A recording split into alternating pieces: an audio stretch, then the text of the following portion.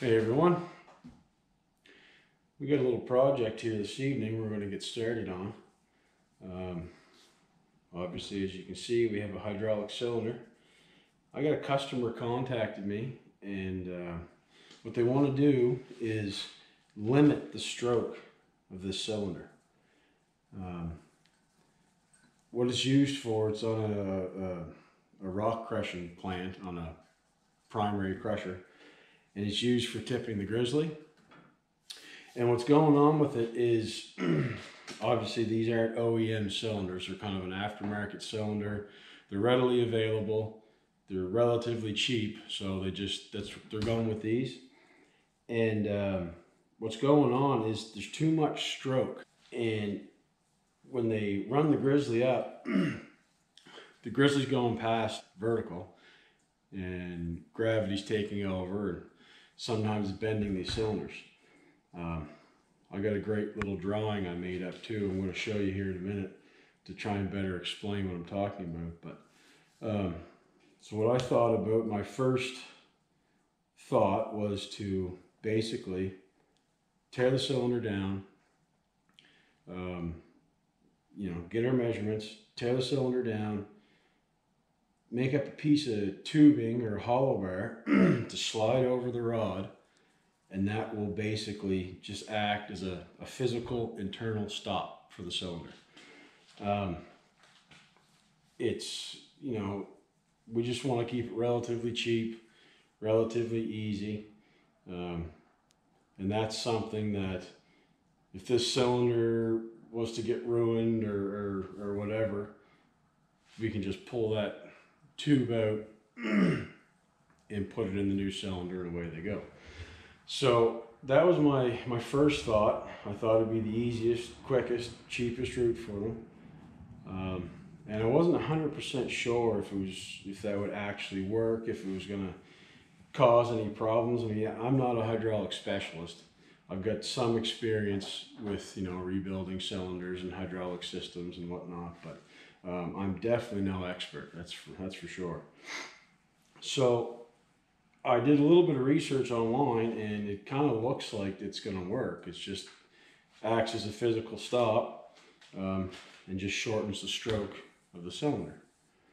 So anyway, after that ramble session, I'll bring you back. I got a little drawing. I'll show you what we're talking about, and go from there. So here's my nice little drawing I made up. Anyone that's familiar with, aggregate screening plants, or, gravel screening plants, or rock crushing plants, or anything of that nature, you probably already understand what I'm getting at here, but I'll try to explain it for anyone that doesn't. So the particular unit these cylinders go on is, as I said before, it's called a primary crusher or a jaw crusher. And basically it's got a big hopper, and your front end loader or your excavator or maybe even another conveyor dumps into it. All your rock goes in, gets crushed. But this here is the grizzly, and it basically just acts like a hinge. And what it is kind of a primary filter. And any of your oversized rock or boulders or reject, it's going to sit on this, and then you need a way to get rid of it. You got to dump that grizzly off, all your rocks roll off, blah, blah, blah. So what's going on with this customer's unit, as I said before, the stroke on this cylinder is long enough that the grizzly is going past center, going past vertical. And they did have safety chains hooked up, and they were working as long as there wasn't too much strain went on them. But sometimes the big rocks, there's a whole bunch of bars on this grizzly. Think of this as a cross section of the unit. So this grizzly could be 12 feet long, 20 feet long, whatever. So there could be large boulders sitting on there, and they'll get jammed within the grizzly bars, and it's just adding more weight. So when it comes up on that chain, it's putting so much strain on it that sometimes it's breaking the chain, And as I said, gravity's taking over and it's just bending these cylinders. So what we're going to do is make the physical stop, put it inside the cylinder, and it's only going to allow the cylinder to come up so far. The customer has already taken their measurements. They know what length they need to keep that grizzly from going vertical. So we're gonna make up our stop to accommodate that measurement, and we're gonna make one and install it in this cylinder, and then we're gonna make up 2 more stops because they've got other cylinders. They've got a couple of spares. So as they rotate these cylinders in operation, they're going to take them here, and we'll install the stops in those ones also. So anyway, that's my plan. I think it's going to work all right. And yeah, sorry if I didn't explain it very well. I've worked on this particular unit myself, so it's easy for me to see in my head what's going on and what needs to be done, and it's not always easy to explain that. But anyway, you're gonna see me tear down the cylinder. We're gonna make up the stops. We're gonna install them.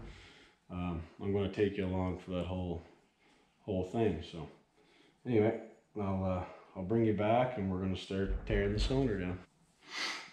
So the customer already took their measurements.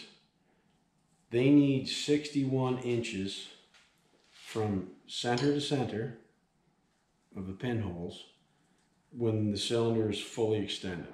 They don't want any more than that.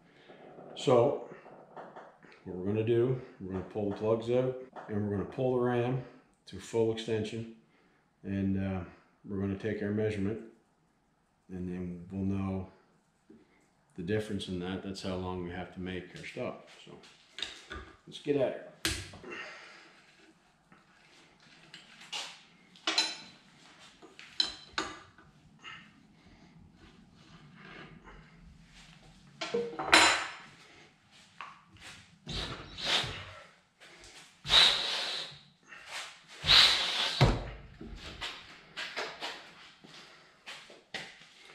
All right.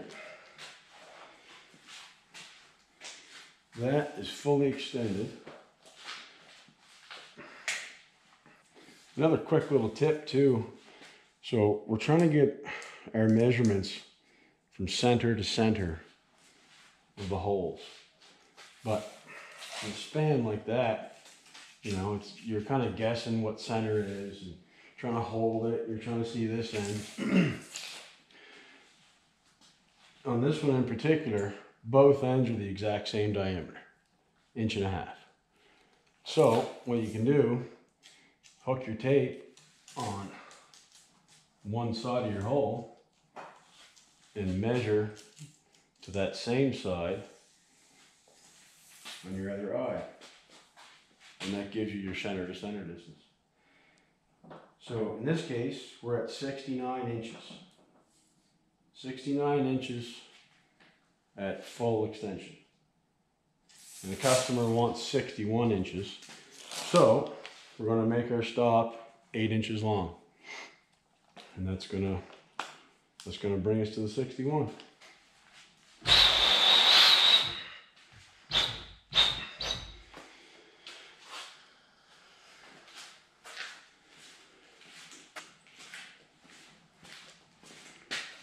Now, the only pin spanner I have to fit is quite small. I don't know if that's gonna do the trick. This one here is just a hair too big for that hole. But anyway, we're gonna try the small one.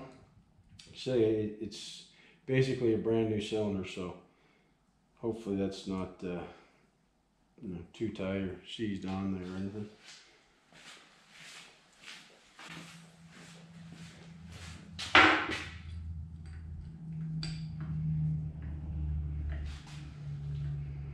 I hope it won't break my spanner either.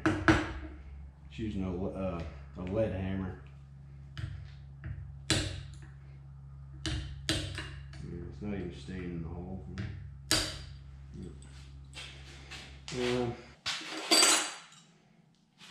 Just won't get in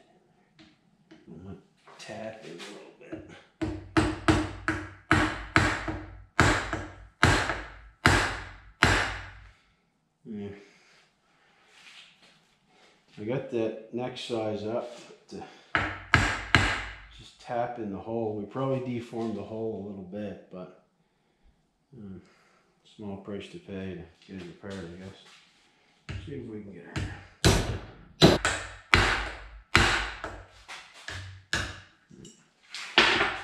Stay in there now. So the hole's already married up, so we're just gonna gently go at it with a punch. The head was already, it was turning, so it is loose. We just gotta get a little bit more. I like the ones better to get 2 holes right in the face of the head.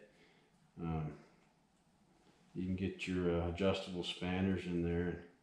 I always like them a lot better. But anyway, you get what you pay for.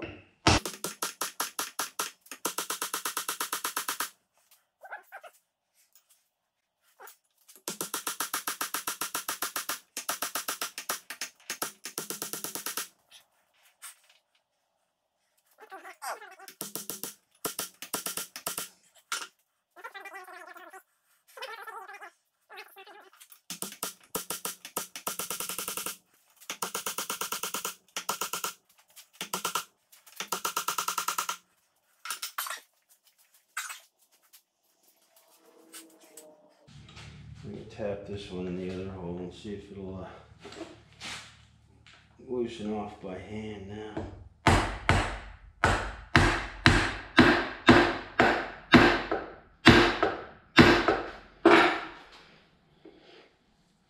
There we go.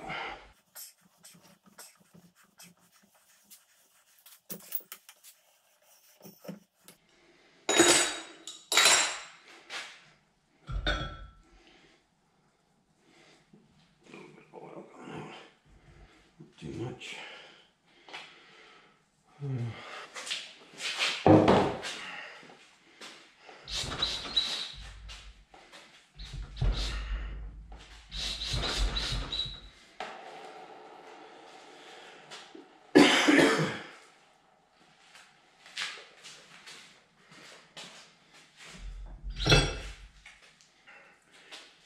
So we got the rod up in the vise. We're going to take this nut off, take the piston off, and we'll measure up our rod and see what size material we need.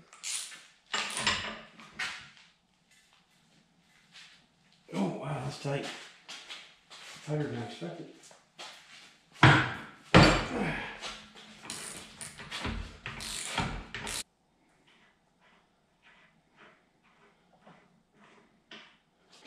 Sit down there.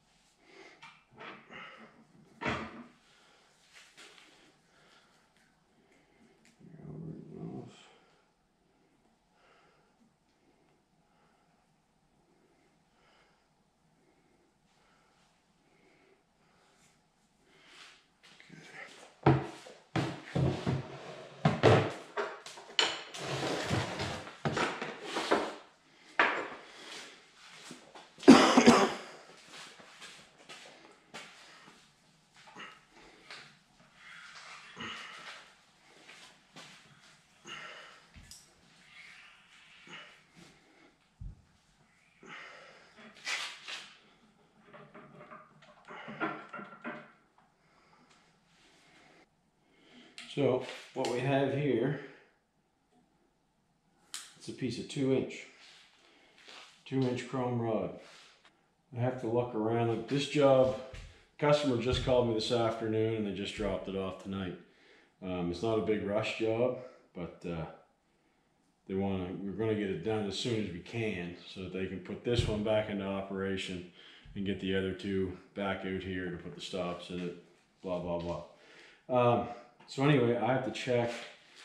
I don't know if I have material here for it or not. I might have to order a piece, but so we might go with a piece of hollow bar, I think. Maybe a 3x2 3-inch OD, 2-inch ID. It's plenty heavy, I know, but that might be what we go with. We can even turn the OD down a little bit, maybe make it a 3/8 wall or something. It doesn't have to be crazy heavy, just as long as the two ends are good and square. Yeah, I think it's going to do what we want it to do.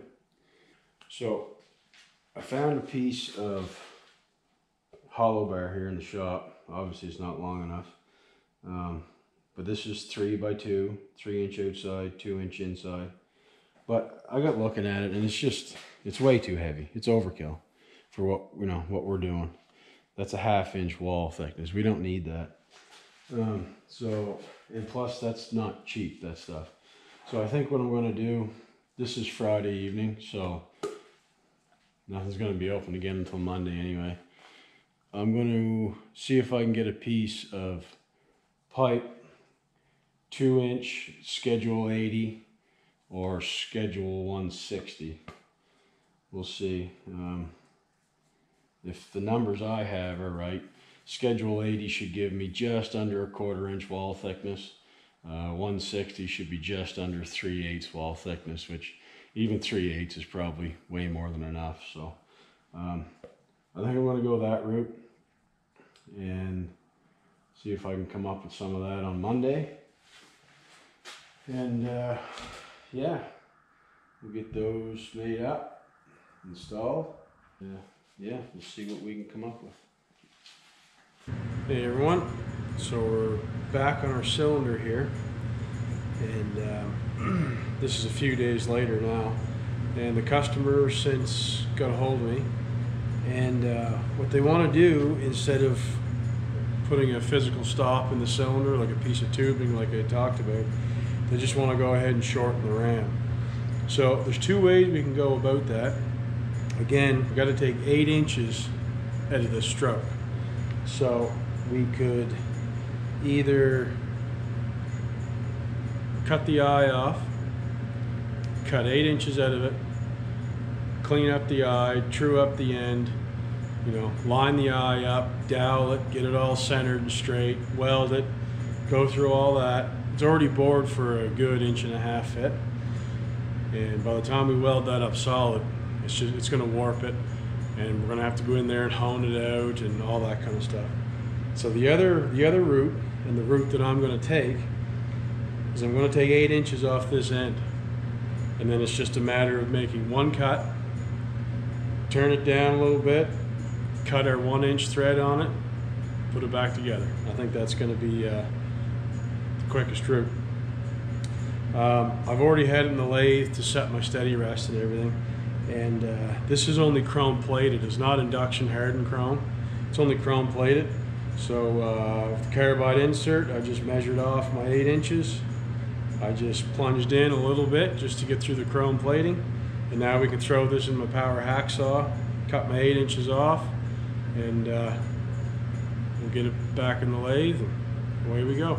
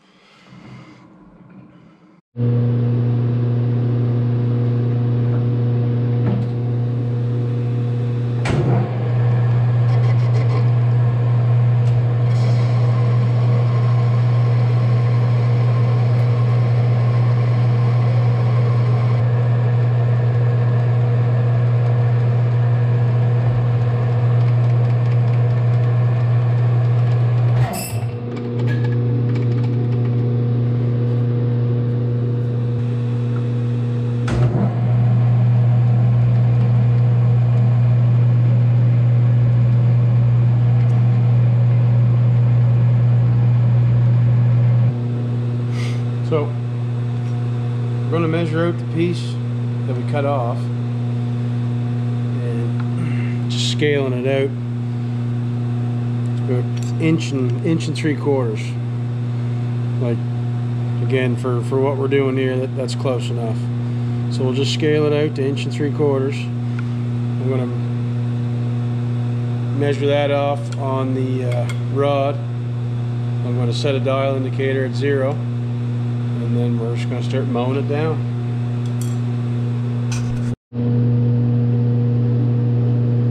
So the way I go about doing something like this, I just come in and just ever so slightly just touch it with the insert right there. Just touch it. Back it out. And then I'll probably have to move my wife's in here.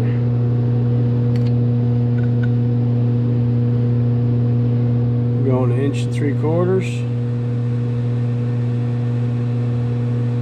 Right there.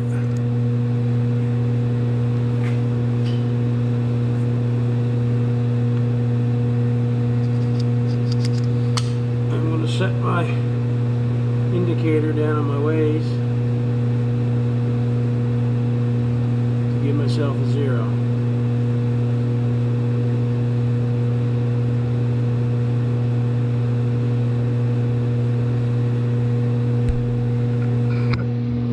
Right there.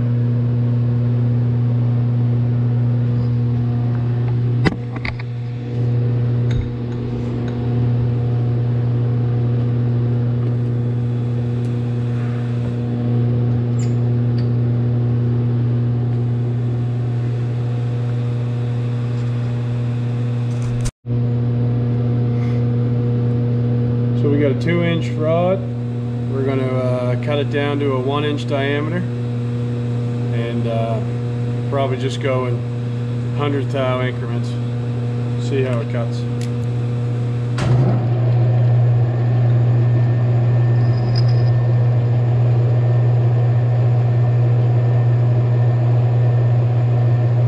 At first cut on that chrome plating, you want to make sure you get well below the chrome plating and cut it off.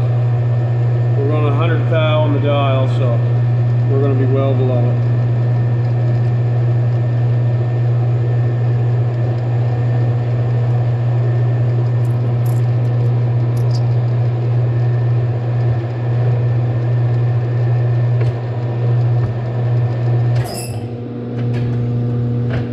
Feeding the right way.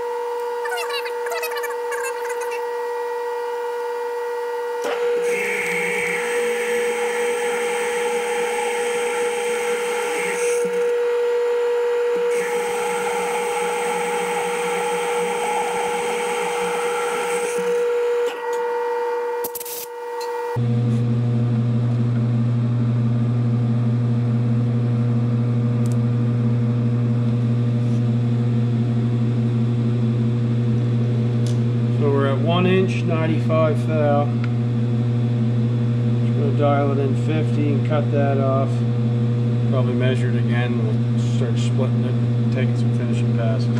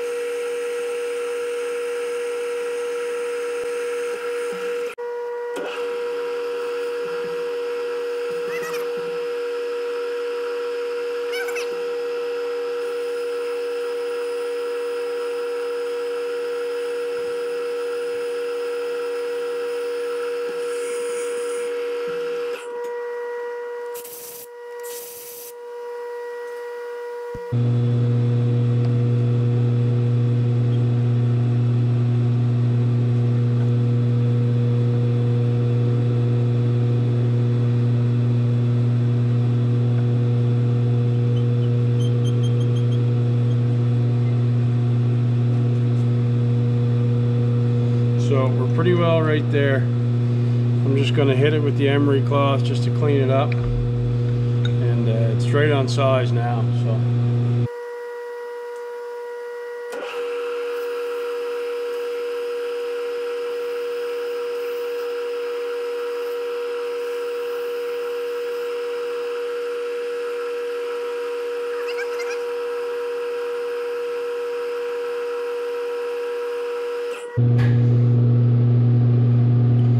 Alright, so that's not too bad. Still not as nice as I'd like to see it, but it's going to work.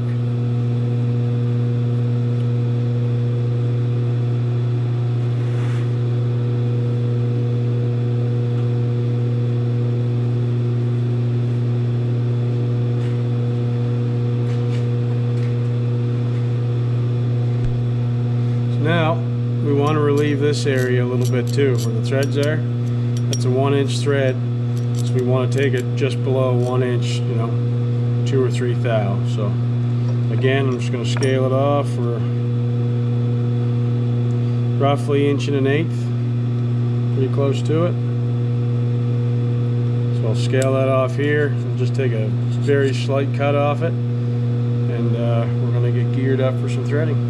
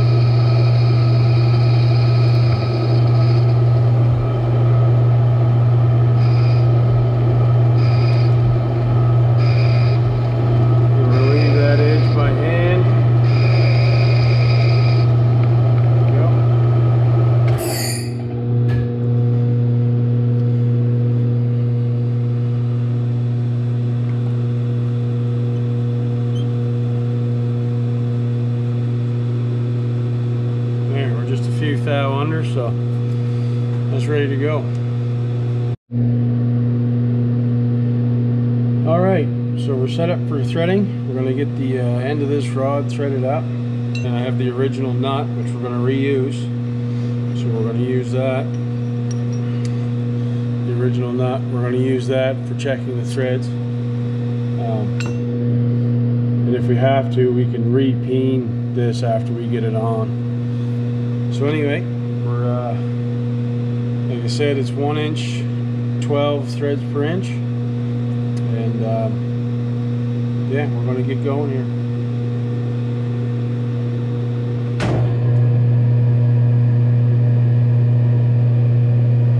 we come in and touch off. We'll try and wipe that oil off.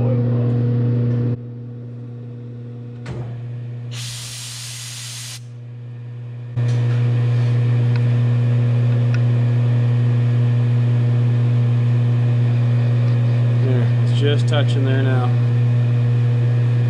Center 0 on that. We'll take a small cut, double check it.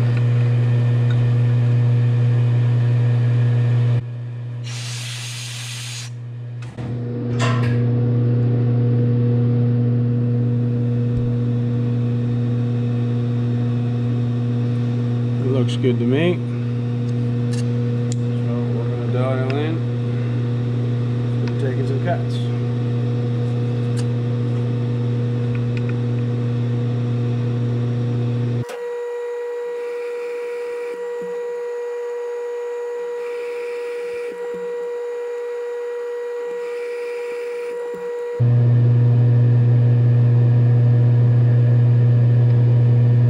As you can see here, I got just a cutaway dead center because the way the size of my threading tool, normal live center doesn't really work for me. I don't have a narrow pointed live center, so I just use this. Just put a little oil on it, just stick it in there lightly, and so far it's worked great for me.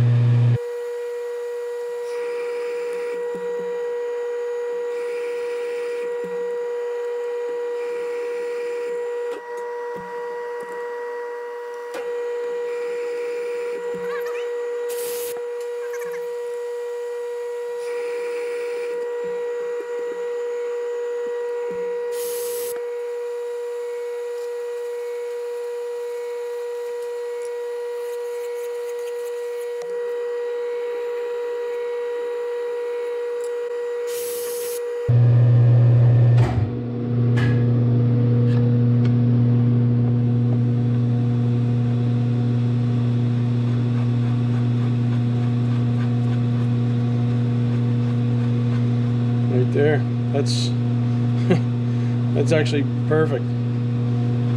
Screws right on, and there's like no movement. All right, we're gonna call that thread done. We're gonna just break our edges here and maybe give it another little quick polish. Should be good. You see on the old piece, just got a slight taper there, and that's really only for when you're sliding your head on with the seals in it, that it doesn't fetch up. So we're just going to put a slight taper on this and give it another quick little polish, and that part's going to be done. Alright, we're going to come in here and cut that small chamfer. There's no rhyme or reason to the angle I got here. I just kind of eyeballed it off the original piece, and again, like I said, it's just to give a smooth transition for those seals to ride up over so that they don't fetch up under the edge. So put oil on it. Put it up here.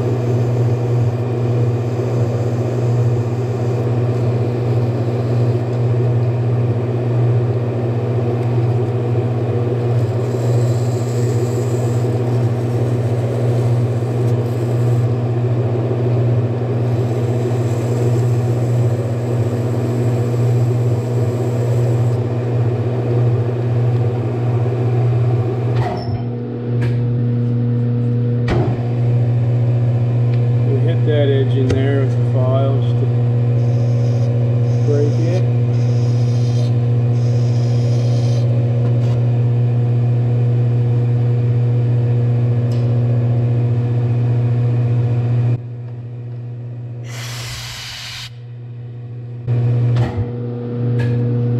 There we go. That's going to do it for us. We're back over here on the bench. We got a rod out of the lathe. We got it set up in the vise here. We're going to get ready for reassembly. But if you remember when I was disassembling this originally, they just had the little small pinholes, and I didn't have the proper spanner, and I ended up having to use a punch, and I kind of marred them up, which sucks. But anyway, such is life sometimes.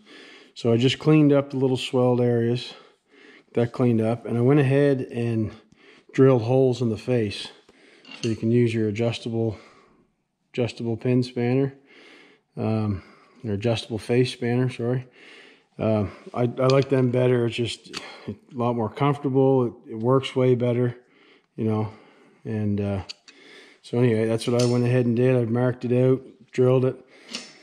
Those are 300 thou in diameter pins. So I just simply ran a 5/8 drill bit down deep enough that, you know, it just bottoms out. Gives you, just locks in there. We'll get this reassembled, and I'll put a little bit of paint on this head again and on this eye and whatnot, just to tidy it up.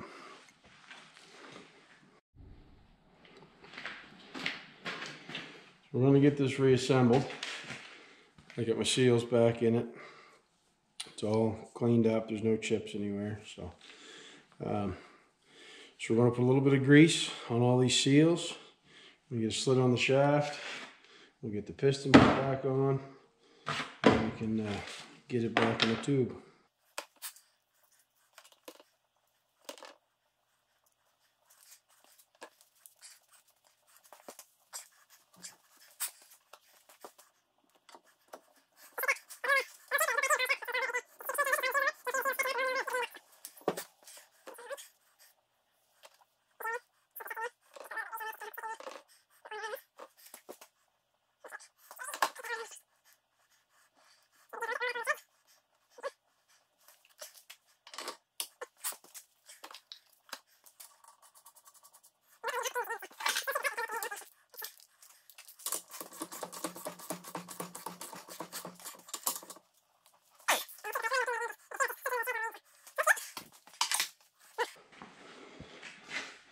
I'm going to get this down out of the vise. I'll get the tube back up in there.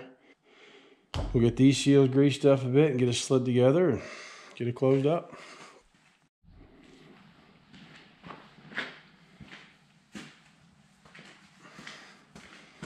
So, got a rod here. I'm just going to put a little dab of grease on the piston seals.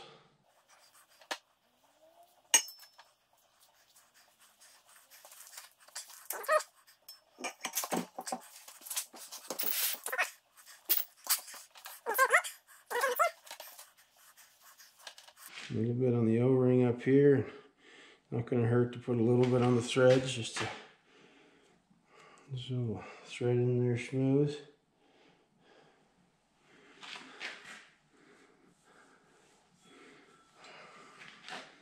Some people put Loctite on the threads for the head, and I have before. The machine shop I used to work at, we used to do a lot of cylinder repair, and we'd get the same cylinders in, you know, every so often.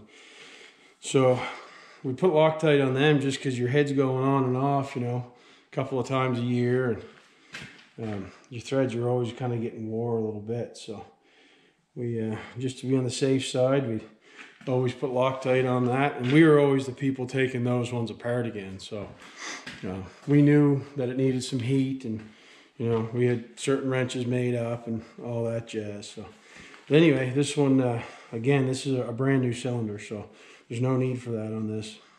We're just gonna get it threaded in there, and where I got my holes drilled for my face spanner, we're gonna get a good bite on that. We'll give it a couple of good taps with a lead hammer also to lock it in there. That's gonna do the trick.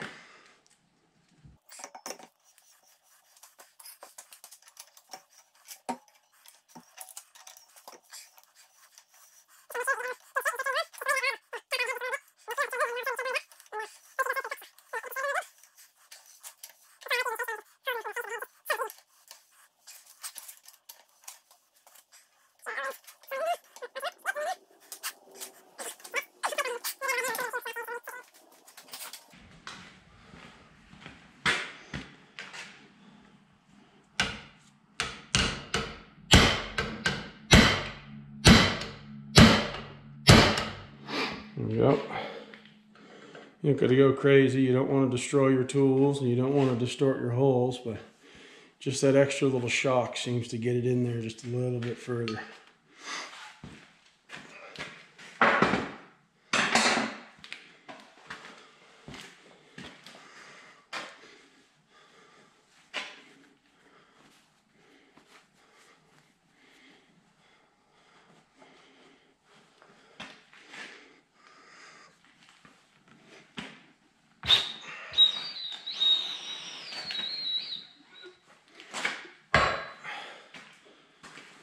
So get it back together.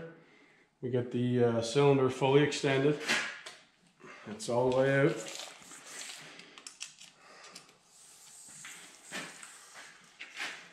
And there we have it. 61 inches, bang on. It's exactly what we were looking for. So, like I said, we're just going to put a little bit of paint on it, put our plugs back in the ports, and that's it. This cylinder is going to be done. It's what the customer wanted. Like I say, at the end of the day, they wanted 61 inches center to center when the cylinder was fully extended. It originally was 69 inches, so we shortened it up 8 inches, and away we go. So this is one of their spare cylinders. They'll probably the next time they move, it's a portable crushing plant, so probably the next time they tear down and move, they'll drop the 2 cylinders off to me, the other 2, and we'll get those ones done up the same way. So that'll give them a set to use plus a spare cylinder on the shelf. So that'll keep them happy, and I think that's going to solve their issues. They shouldn't have any more incidents with, you know, bent cylinders. So anyway, I'm going to push this ram back in, get the oil cleaned up, and just give it a little bit of paint just to dress it up. And we'll get a hold of our customer. They can come get it.